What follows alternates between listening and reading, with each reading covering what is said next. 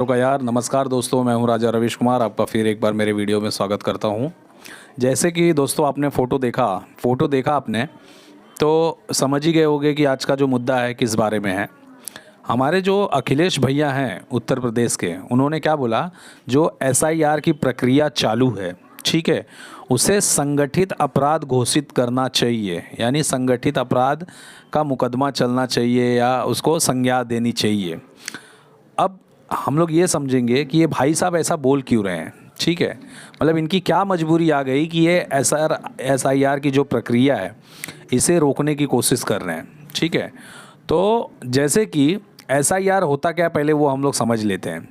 SIR में काम क्या हो रहा है हम लोग वो समझ लेते हैं। एसआईआर जो प्रक्रिया है वह पता करने की प्रक्रिया है कि यह नागरिक इस देश में कितने सालों से रह रहा है, या वह नागरिक अपना वोटर है कि नहीं। वोटर अपना मतलब भारत देश का वोटर है कि नहीं, या भारत देश का है कि नहीं। बोलते ना, एक पंथ दो काज हो रहा है। जैसे कि पहला उसे क्वेश्चन किया जा रहा है कि आपका नाम क्या है।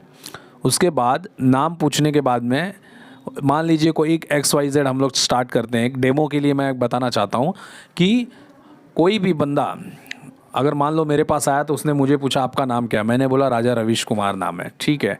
अब राजा रविश कुमार जी आपका डॉक्यूमेंट दीजिए। तो जैसे मैंने पैन कार्ड, आधार कार्ड, ड्राइविंग लाइसेंस ये सब दिया। अब ड्राइविंग लाइसेंस पे या पैन कार्ड पे वो मेरे पापा का भी नाम होगा, बराबर।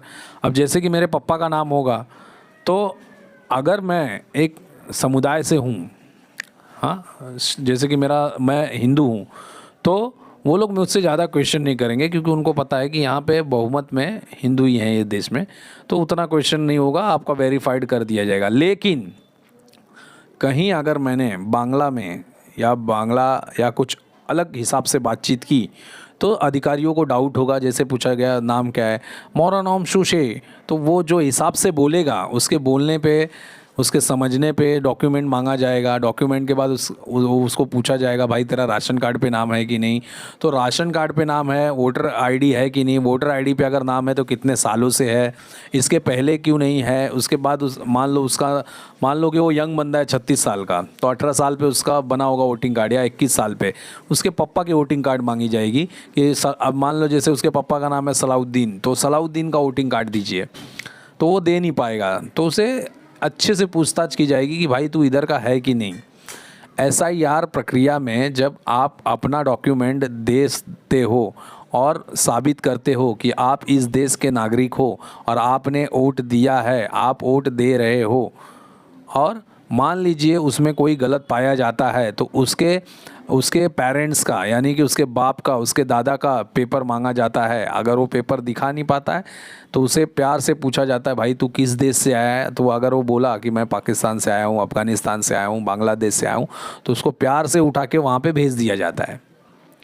और एसआईआर प्रक्रिया की वजह से आज हम देख सकते हैं कि आए दिन न्यूज़ में आते रहता है कि सब भाग रहे हैं। जितने भी घुसपैठिए थे, जो भी पाकिस्तान से आए थे, अफ़गानिस्तान से आए थे, बांग्लादेश से आए थे, सारे घुसपैठिए भाग रहे हैं। अब आप बताइए कि ये जितने भी कट्टरपंथी घुसपैठिए हैं, अगर वो भाग रहे हैं तो अखिलेश यादव इस देश में उनको क्यों बसाना चाहते हैं? क्यों बसाना चाहते हैं? क्या घुसपैठियों से इनका कोई लेना देना है, या इन्होंने घुसपैठियों की सुपारी ली है? मतलब ये चाहते क्या है? मतलब घुसपैठिए इस देश में रहें क्यों? आपको मैं बताता हूँ, घुसपैठिए इस देश में इसलिए रहने चाहिए कि जितने भी घुसपैठिए हैं, हाँ, अगर वो समझ लीजिए विशेष समुदाय से हैं तो वो इनके वोटर हैं। अभी दिल्ली में एक न्यूज़ NDTV ने एक घुसपैठियों को पकड़ा था, और जब उसको पूछा तो आप वोट किसको देते हैं, तो उसने बोला मैं आपको देता हूँ, नहीं तो कांग्रेस को देता हूँ। वैसे ही अगर यूपी में घुसपैठिया आ गया तो वो समाजवादी पार्टी को देगा, अगर वो बंगाल में चले गया तो वो ममता बनर्जी को देगा। तो ये घुसपैठिए ये लोग इसके लिए चाहते हैं कि इनके वोटर बढ़ें, इनको कोई दिक्कत नहीं है। हाँ, ये और सुनाते हैं जो 20% 25% की जो जनसंख्या है उन लोगों को सुनाते, देखो हमने एसआईआर का विरोध किया है तो आप मुझे वोट दो। इतने बदमाश बोल सकते हो आप, इतने संकुचित, इतने गंदी सोच वाले लोग हैं, नेता हैं ये अखिलेश यादव, कि आप सोच के देखिए कि बाहर के घुसपैठिए हमारे देश में आके आतंकवाद को अंजाम दे सकते हैं, वहाँ पे कम्युनलिज्म फैला सकते हैं, यहाँ पे आके डेमोग्राफी चेंज करके यहाँ पे शांति प्रिय जो समाज है, जो हमारा सनातन समाज है, उसे इफ़ेक्ट कर सकते हैं। ये जानते हुए भी वोट के लालच में ये भाई साहब SIR प्रक्रिया को बोल रहा है कि मतलब ग्रुप द्वारा ये गलत काम करार दिया जाए। आप सोच के देखिए इसकी संकुचित सोच को। इनका क्या है, इन्होंने तो पैसा बना लिया है, इनके तो घर भी रहेंगे विदेश में, ये चुपचाप चाबी मारेंगे प्राइवेट जेट को और निकल जाएंगे। हमारा क्या है भाई, जो गरीब यादव हैं, जो गरीब सनातन समुदाय के लोग हैं, वो कहाँ जाएंगे बताइए। हमारा एक ही देश है और उस देश को भी अगर बीजेपी अगर बचाने की कोशिश कर रही है तो ये भाई साहब लोग को तकलीफ़ है। SIR प्रक्रिया गलत है। अरे क्यों गलत है? क्या उसमें तुम्हारा कोई घर का आदमी फंस रहा है? हैं? उसमें क्या तुम्हारा पड़ोसी दर्द आयात कोई फंस रहा है? नहीं ना, उसमें घुसपैठिए फंस रहे हैं ना। दिक्कत घुसपैठियों को हो रही ना। तुम क्यों चिल्ला रहे हो? तुमको चिल्लाने की क्या ज़रूरत है? तुमको बोलने की क्या ज़रूरत है? हैं? अरे इतना लालची है वोट के लिए कि ये भाई साहब मतलब वो 20% वोट के लिए बस एक शिगुफा छोड़ता है मुंह से कि SIR प्रक्रिया बंद होनी चाहिए। आप बताइए, अगर कोई बंदा आ रहा है, भाई तुम्हारा नाम क्या है, बोल रहा है मेरा नाम अजमल है। अजमल भाई कहीं कितने साल से रहते हो? बोलेगा मैं 20 साल से हूँ या मैं यहीं का हूँ। ठीक है, आप यहीं के हो, अच्छी बात है। आपका वोटिंग कार्ड दिखाइए। उसने सामने वाले ने वोटिंग कार्ड दिखाया, फिर पूछा गया वोटिंग कार्ड तो आपका 5 साल का बना है, तो आप कैसे 25 साल से रहते हो? उसके पहले कहाँ थे तुम? तुम्हारे पिताजी का क्या प्रूफ है? वो अगर घुसपैठिया होगा दे ही नहीं पाएगा और सरकार उसे लात मार के बाहर निकाल देगी। तो इसमें दिक्कत क्या है? नहीं, ये क्या चाहते हैं, ये चाहते हैं कि नहीं घुसपैठियों तो ठीक है, वो आए रहें जाएं, वो बात की बात है, हमारे वोटर बनेंगे वो बात की बात है, लेकिन वो 20% को खुश करने के लिए पूरे समाज को, पूरे देश को दाव पे लगा रहे हैं। पता है इनका सेकुलरिज्म कहाँ तक रहता है? जहाँ पे ये बहुल रहते हैं। बहुल मतलब समझ रहे हो? यानी अखिलेश यादव अगर अपने गांव में हैं और वहाँ पे अच्छी जनसंख्या में यादव हैं तो वहाँ पे ये सुरक्षित हैं, तो इनको क्या लगता है कि ऐसे ही पूरा देश सुरक्षित है। ये कभी 24 परगना गए नहीं, ये कभी मालदा गए नहीं, ये कभी पश्चिम बंगाल के उन जगहों पे गए नहीं जहाँ पे आज जो सनातन समुदाय है वो 20% पे आ चुका है। 80% लोग घुसपैठिए आसपास से घेर चुके हैं। आए दिन आग लगा देते हैं, आए दिन दंगा करते हैं, लोगों को मार रहे हैं।